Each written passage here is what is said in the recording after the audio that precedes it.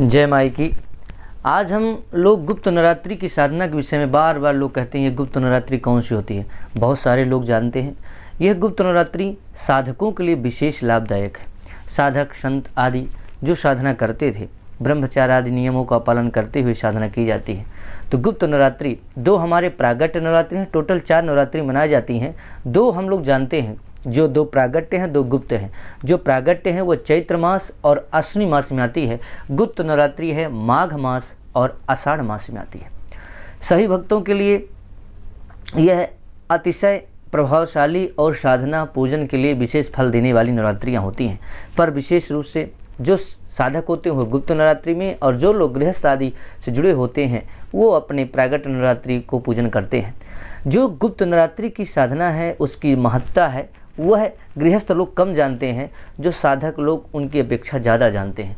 तो आज हम वो 4 कार्य जाने जो गुप्त नवरात्रि में विशेष सभी को करना चाहिए। उस 4 कार्य कौन से हैं ये जानना बहुत ज़रूरी है।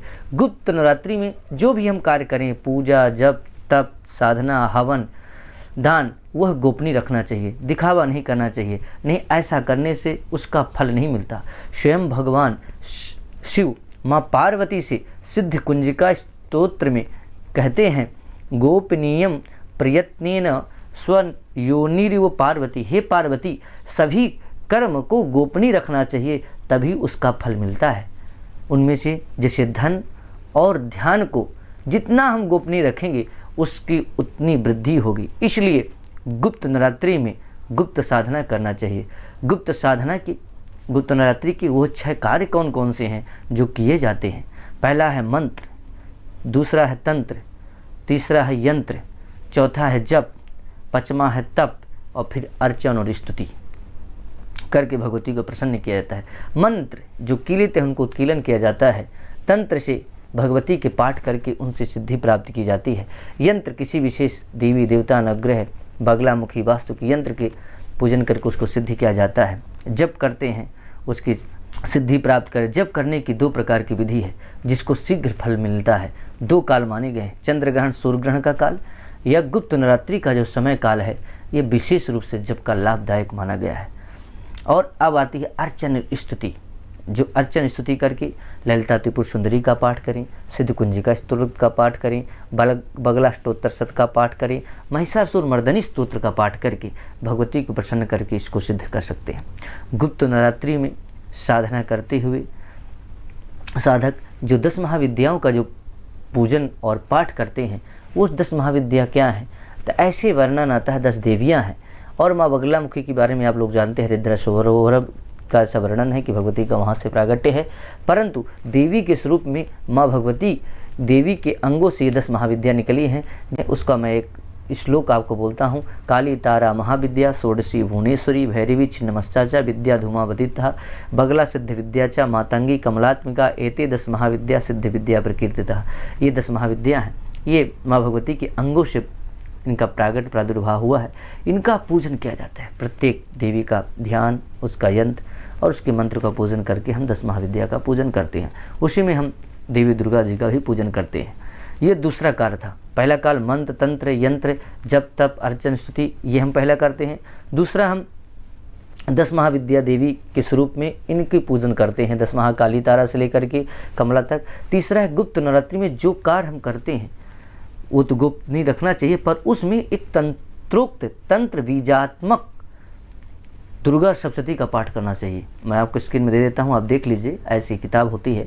जिस तरह से हम प्रागट्य नवरात्रि में दुर्गा सप्तशती का पाठ 1 से लेकर 13 अध्याय तक करते हैं, इसी तरह आप गुप्त नवरात्रि में भी दुर्गा सप्तशती पाठ करें, विशेष फल मिलता है।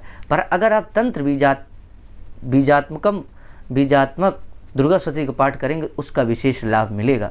ये 13 अध्यायों तक ऐसा वर्णन है, तो आप इसका पाठ करें, इसका बहुत ही लाभ मिलेगा। और सभी साधकों को इस साधना के दौरान, गुप्त नवरात्रि के दौरान अवश्य पाठ करना चाहिए। अब आता है चौथा कार्य बलिदान।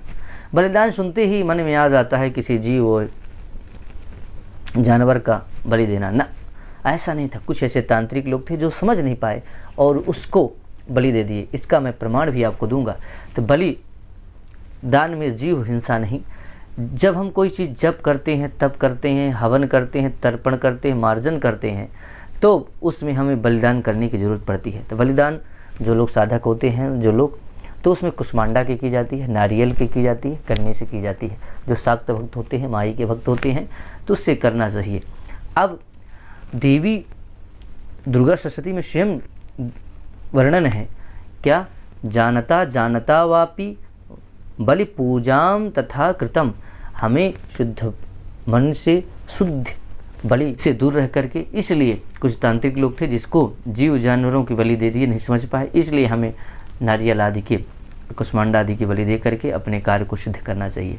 अब आती है बात कि यह पूजन जो पहले से संत साधक लोग करते थे, जो ब्रह्मचर्य आदि का पालन करते हुए, हम लोग भी इसका ब्रह्मचर्य का पालन करते हुए, सात्विक लोग जो शक्ति को उपासक हैं, सात्विक भोजन ग्रहण करते हुए, और अगर जिसको सिद्धि प्राप्ति, सब नियम तो आप जानते हैं, जो लोग सिद्धि प्राप्त करना चाहते हैं, जैसे इसका सिद्ध हो जाए, वो ज़मीन में शयन करें। इस प्रकार से आपको यह 4 कार्य करना चाहिए। यह गुप्त नवरात्रि के बहुत ही गोपनीय कार्य हैं, जिसके करने से सभी प्रकार के मनोरथ पूर्ण होते हैं। और अगला वीडियो हम लेकर फिर से आएंगे विशेष जानकारी को लेकर के।